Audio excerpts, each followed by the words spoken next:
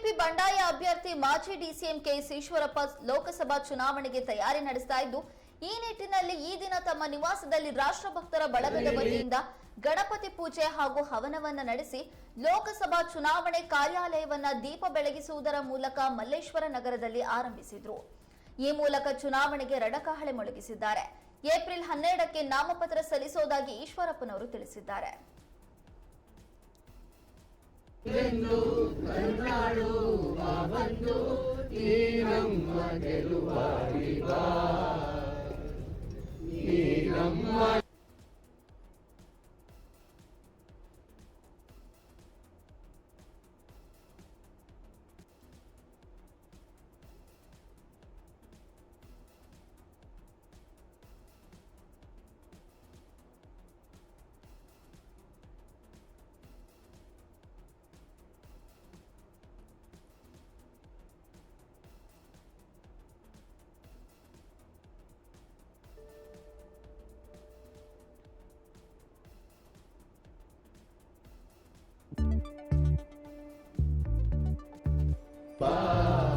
ಗಜಮುಖನೇ ನಮ್ಮ ಗೆಲುವಾಗಿ ಬಾ, ಗುರುಕುಲಕ್ಕೆ ವರವಾಗಿ ಗುರಿತೋರೋ ಗುರುವಾಗಿ ವರ ನೀಡು ಎಂದೆಂದು ಕರುನಾಡು ಬಾ ಬಂದು ಈ ನಮ್ಮ ಗೆಲುವಾಗಿ ಬಾ, ಈ ನಮ್ಮ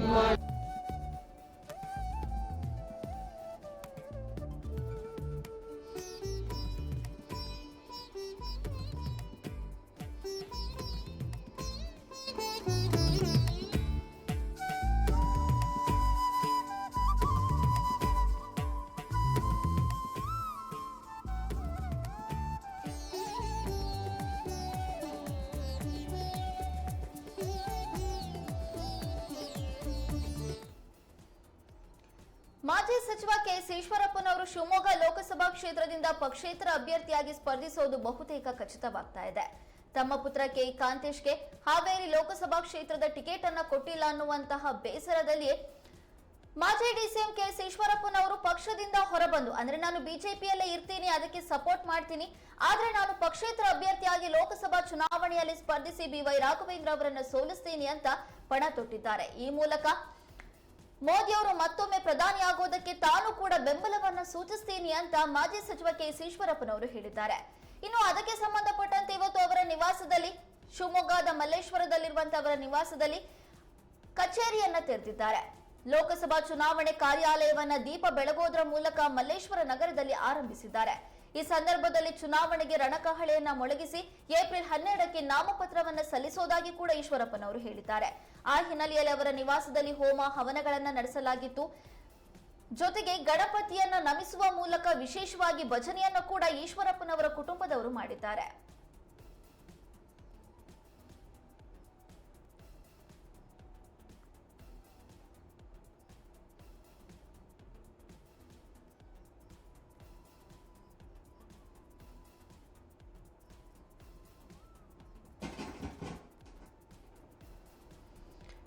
ಈಶ್ವರಪ್ಪನವರ ಬಂಡಾಯ ಶಮನವಾದಂತೆ ಕಾಣ್ತಾ ಇಲ್ಲ. ಇದೀಗ ಮಲ್ಲೇಶ್ವರ ನಗರದಲ್ಲಿರುವಂತಹ ತಮ್ಮ ನಿವಾಸದಲ್ಲಿ ಕಚೇರಿಯನ್ನು ಕೂಡ ತೆರೆದಿದ್ದಾರೆ.